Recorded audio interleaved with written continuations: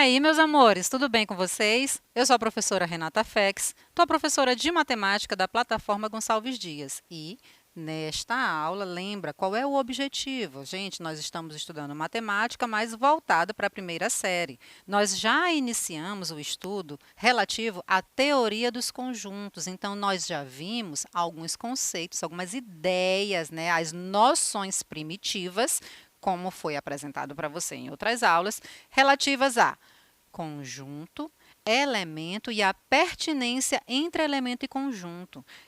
Nós já vimos também até alguns exercícios comentados para você entender, né, como é que pode aparecer, como é que eu faço a representação. Você viu, né, como isso é feito, como é que eu coloco, eu represento formalmente, né, matematicamente, o conjunto, lembra? Sempre entre chaves, os elementos separados por vírgula. Às vezes eu explicito uma característica, outras vezes eu deixo todos os elementos quando eu tenho um conjunto com uma quantidade pequena de elementos. Tem alguns casos onde eu tenho um conjunto infinito, que nem por isso eu vou deixar, né, de colocar alguns elementos entre chaves, mas vai aparecer, obviamente, a representação das reticências, né, com as reticências. E para esta aula de hoje, o que é que nós faremos? Bom, nós continuamos, tá, fazendo o estudo a respeito dos conjuntos e vamos abordar justamente a respeito da representação deles, certo? E para isso, né, nós vamos ver a primeira forma, que é a representação por enumeração. Depois, vamos ver a descrição de características. Vamos ver, né, o tão conhecido, tão famoso diagrama de Venn. E vamos ver, né, no caso, o elemento de um conjunto em relação à pertinência, tá bom? Então, esse é o nosso roteirinho da nossa aula de hoje, tá? E vamos começar justamente falando, né, do primeiro tópico, que é a representação por enumeração. O que seria isso? Bom, a representação por enumeração é justamente a forma que eu uso, tá, de colocar, de representar, justamente, o nome é autoexplicativo, gente. Eu vou enumerar os elementos do conjunto. Geralmente, eles estão no formato de lista, tá? E, obviamente, né, entre chaves, entre separados por vírgula, obviamente, tá? Então, veja, aqui eu já estou, tá, representando, estou mostrando para você o primeiro exemplo, aonde eu olho aqui para os elementos. 1, 3, 5, 7, 9, 11. Veja, aqui eu poderia te perguntar, né? Gente, como é que eu represento esse conjunto? Tem uma outra forma? Sim, tem. Tem, você acabou de ver, né, que inclusive está no nosso roteiro, né, ver outras formas de representar, mas essa aqui é a mais comum delas. Ó, eu estou deixando bem claro quais são os elementos desse conjunto, todos os elementos estão no formato de lista, os elementos separados entre si por vírgula e representados entre chaves. Pronto, perfeito. Olha esse outro exemplo. Lembra, a gente viu lá na nossa primeira aula sobre esse assunto. As vogais, no caso, A, E, I, O e U. Novamente, formato de lista, separados por vírgula e entre chaves, tá bom? Próximo conjunto, 2, 5, 8, 11, 14 e reticências. Então, aqui, ó, o que eu já posso falar a respeito desse conjunto? Infinito, tá bom? Então, eu tenho a representação de alguns dos seus elementos. Como eu não sei dizer quem é o último elemento, eu coloco alguns deles e, no final, lá eu coloco as reticências. Mas, obviamente, continuam em formato de lista, continuam separados por vírgula e entre chaves, tá? Eu não posso esquecer dessas especificidades da representação, tá? Olha outra aqui, outra forma. No caso, agora nós já vamos ver a chamada descrição de características. O que seria isso? Bom, esta forma de representação é feita justamente quando nós explicitamos as características dos elementos, tá, que fazem parte desse conjunto. A gente até já viu isso, né?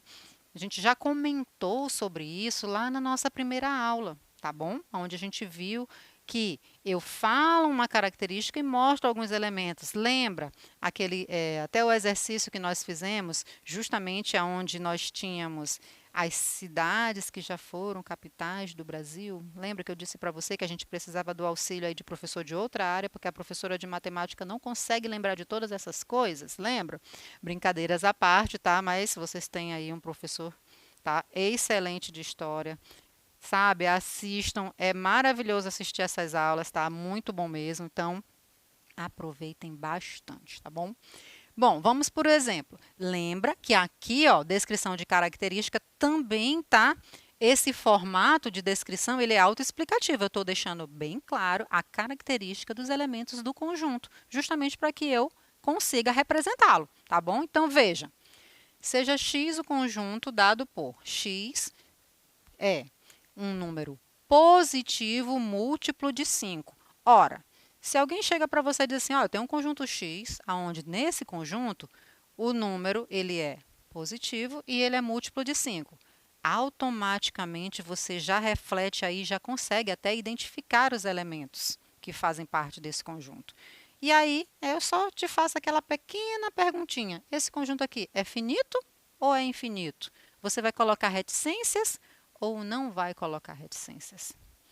Quem disse que vai colocar, acertou, tá bom? Justamente porque, como eu estou falando de múltiplo positivo de 5, eu não tenho aí quem é o último, tá? E lembra que múltiplo de 5 é todo aquele número que termina em 0 ou em 5. Então, na hora que você montar aí essa listinha, não esqueça de colocar reticências, porque você não vai colocar, não vai conseguir representar todos os múltiplos positivos de 5, tá bom? Outro exemplo aqui, ó, seja o conjunto Y dado por Y é o conjunto dos estados do território brasileiro. Pronto. Aqui é um conjunto finito, né? Então, eu vou juntar todos os estados do território brasileiro, tá? E vou explicitá-los, lembra, tá? Entre chaves, né? Separados por vírgula, e não necessariamente vai haver algum critério. Quando eu digo critério, o que é isso, Renata? Ordem alfabética, por exemplo. Ele não está pedindo que você escreva em ordem alfabética. Então, você está livre para colocar os estados, né, todos eles, obviamente, ou coloca alguns, né, o primeiro e o segundo, reticências no meio e coloca algum no final, dentro do seu critério de organização. Renato, eu posso colocar o primeiro e o segundo e colocar reticências? Pode também, porque ele não estabeleceu, né, por exemplo, em ordem alfabética, né, ele não estabeleceu, ou por tamanho do território, não foi estabelecido nenhum outro critério para que eu colocasse, organizasse esses elementos, né? Então, pode colocar, tá bom? Bom, temos aqui mais uma forma de representação e para essa nós vamos dar um destaque muito especial. Esse diagrama de Euler-Venn ou Euler-Venn, né? Ou também pode ser chamado só de diagrama de Venn, que não está errado, ele é muito usado na teoria dos conjuntos justamente quando eu estou trabalhando, fazendo operações entre conjuntos. Então, essa ideia aqui, ela tem que estar muito estabelecida na tua memória, tá? Tem que estar muito firme mesmo, justamente porque quando a gente faz uso dessa representação, até a compreensão se torna prática, tá? Então, justamente por isso, né, que a gente vai dar esse destaque para essa representação aqui, para que você fique fera nessa representação e, obviamente, nas próximas aulas, quando já estivermos falando, né, das operações envolvendo conjuntos, ficar bem claro para você, bem compreensível, justamente quando nós estivermos fazendo uso dessa representação, tá bom? Então, o diagrama de Venn, também conhecido como diagrama de Venn-Euler ou Venn-Euler, é uma maneira de representar graficamente um conjunto. E para isso utilizamos uma linha fechada que não possui autointerseção e representamos os elementos do conjunto no interior dessa linha. Renata, não entendi nada. Gente, isso aqui é só para te dizer, pensa no número 8, quando você vai fazer literalmente a representação. Eu vou desenhar aqui, ó, no espaço, o número 8. Quando eu fiz essa representação, você viu que a linha se cruzou. Então, quando ele fala aqui, não possui autointerseção, esse cruzamento bem aqui, ó, quando eu faço 8 no meio, não existe, tá? Então, é uma linha, tá? Um contorno geralmente arredondado, a gente usa essa palavrinha para representar, tá bom? Então, nesse sentido que a gente fala desse diagrama, tá? Então, a ideia do diagrama é justamente de facilitar o entendimento. Olha o que eu disse para você. O objetivo é facilitar o entendimento quando nós estivermos, né, com as operações básicas de conjuntos. E, Renata, que operações são essas? Calma, não vamos nos afobar, nos antecipar, tá? Isso aí vai ser uma aula que vai ser trabalhada para você, vai ser apresentada essas operações, nós vamos ver exercícios, exemplos. Então, tá tudo sendo organizado aqui, tá? Tá tudo no nosso roteirinho, não te preocupa e nem tenta adiantar para você não se confundir, tá bom? Através dessa forma de representação, é possível representar um ou vários conjuntos de maneira simultânea. É justamente isso que nós vamos ver agora. Vamos ver a representação de um conjunto apenas, conjunto único. Essa representação é uma única linha fechada, tá? Lembra, sem autointerseção. Então, olha esse conjunto aqui representado. Conjunto A, composto pelos elementos 1, 3, 5, 7 e 9. Como é que eu represento isso no diagrama de Venn? Olha só, tá? Uma região arredondada, uma linha arredondada, aonde eu estou, né, tendo aqui a representação justamente de todos esses elementos. E veja, o conjunto está denominado, tá? Eu não posso esquecer justamente o nome desse conjunto, tá? Então, conjunto A e todos os elementos que estão representados aqui. Tem um detalhe, você vai ver aí em alguns livros ou em algumas outras aulas que ao lado, né, ou próximo, não vou nem dizer ao lado, mas próximo dos números aqui no espaço aonde está representado esse conjunto, tem um pontinho. Por que que em alguns casos aparece o pontinho, em outros casos não? Quando tem o pontinho, vamos imaginar que tem um pontinho bem aqui, ó, na frente do 1, é para dizer que lá naquele pontinho é o local do número 1. Tá? Então, vai haver alguma representação que tem o pontinho e outras que não tem. No nosso caso aqui, não tem. Com o pontinho vai estar errado? Não, não vai estar errado. Tá? Era só para deixar bem claro, naquela região, o local daquele elemento. Tá bom? Então, aqui, ó, já temos a representação, tá, de Venn, tá, o diagrama de Venn, no caso, para um conjunto único. E se por acaso eu tiver, por exemplo, dois conjuntos, como é que eu faço? Bom, vai ser, né, eu vou seguir esse mesmo raciocínio, tá? Então, nós vamos fazer dois gráficos semelhantes, tá? Ao anterior, no caso que a gente acabou de ver, que é para representação única, e justamente lembrando que a gente vai fazer operações entre conjuntos, é justamente nas operações com conjuntos que nós vamos, né, enxergar quando vai haver interseção e quando não haverá, tá bom? No caso aqui, né, quando não tiver interseção, esses conjuntos, eles têm uma nomenclatura para ele, tá? No caso, eles são chamados de disjuntos. E como é que eu vou ver isso?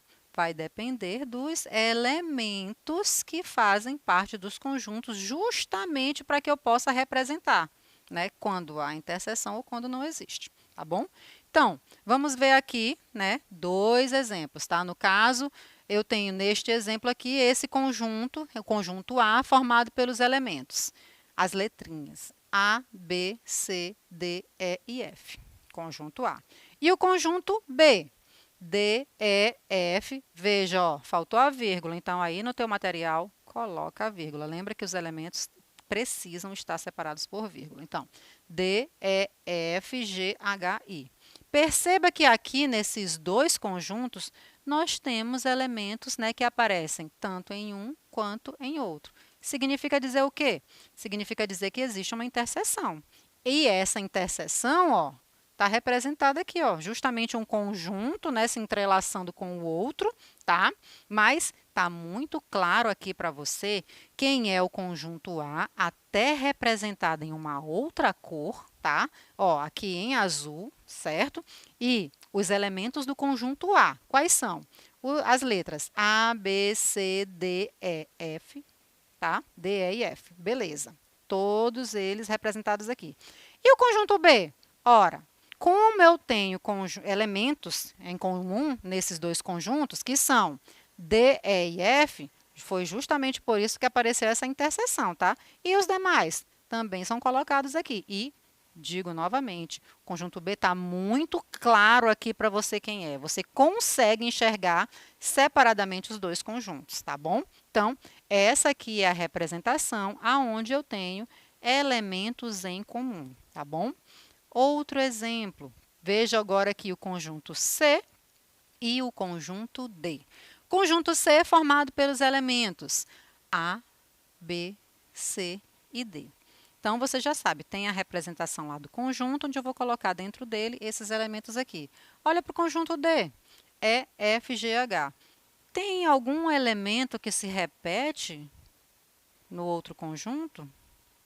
Perceba que não, tá? Nesse caso, ó, eu tenho aqui separadinho. O exemplo, este agora aqui, é justamente a representação daquela definição que já foi passada para você, do chamado conjuntos, né, que são dois, disjuntos, tá? Então, eles não têm nenhum elemento em comum. Então, não faz sentido eu entrelaçar, né, eu representar um em comum com o outro, porque justamente o em comum não existe, tá? Então, veja, conjunto C, está aqui os 4 elementos que fazem parte do conjunto C, assim como o conjunto D também com os 4 elementos que fazem parte dele, tá? Então, é só para que você perceba lá na leitura do conjunto, tem elemento em comum? Então, eu vou, né, vai ser clara a interseção. Não tem elemento em comum? Então, eles são disjuntos, né, cada representação separadinha, tá bom? Uma da outra. Vamos ver agora o caso da representação do diagrama de Venn, só que agora com 3 conjuntos. Gente, vai ser bem parecido, tá? Até com as mesmas ideias comparadas às duas anteriores, tá? Eu já te adianto isso. Então, a ideia por trás da representação, utilizando o diagrama de Venn para 3 conjuntos, é semelhante à da representação entre 2 conjuntos. Nesse sentido, os conjuntos podem ser disjuntos um a um, isto é, não possuem nenhuma interseção. Eles podem ser disjuntos 2 a 2 e eles também podem ser, né, ou seja, somente 2 deles possuem interseção, ou todos podem ter interseção, né? Então, a gente não vai, né, representar todas essas possibilidades, porque se você entender o raciocínio para 2, para 3, para 4, para 5, para quantos conjuntos estiverem sendo trabalhados, é o mesmo raciocínio, tá? Aqui a gente vai ver a representação, tá, do diagrama de Venn para 3 conjuntos e, obviamente, né, você vai acabar percebendo aqui, você já vai até conseguir me responder se tem interseção entre eles ou não. Basta olhar para os elementos. Olha aqui o conjunto A. Ele é formado pelos elementos A, B, C e D. Conjunto B, formado pelos elementos D, E, F, G. Comparando só o conjunto A e o conjunto B, você já percebe, ó, que tem elemento em comum. Então, aí já não é caso de disjuntos, tá? Eles já têm interseção. Olha o conjunto C agora. D, E, C e H. Então, se eu comparar o B com o C, eu vejo aí que tem elementos em comum. Se eu comparar os 3, eu vejo que ambos têm elementos em comum, tá? Então, como é que eu vou fazer essa representação? Bom, eu vou, né, colocar cada um aqui, no caso, na tela para você, está aparecendo com uma cor. Não está errado você fazer a representação aí no seu material somente com uma cor. Não vai estar, mas se você puder fazer, né, com mais de uma cor, é interessante porque isso visivelmente para você vai ficar mais claro, tá? Então, conjunto A, olha os elementos. A, B, C e D. Perfeito. Todos os elementos de A foram colocados aqui nessa representação. Conjunto B, D, E, F e G. Também, todos foram colocados. Conjunto C, D, E, C e H. Pronto. Então, todo mundo aqui sendo representado, tá? Quem é elemento em comum está representado também, então está tudo certo. E a última forma, elemento de um conjunto em relação à pertinência. Então, dado um elemento qualquer, nós vamos poder dizer quando pertence ou quando não pertence. E essa representação Nós já estudamos, tá? Com aquele símbolozinho, aquela letrinha, o E, um pouquinho diferenciado, porque é uma letra do alfabeto grego, tá? Então, quando pertencer, você vai colocar o Ezinho, e quando não pertencer, o Ezinho cortado. Espero que vocês tenham compreendido. Um beijão para vocês e até a próxima aula. Tchau, tchau!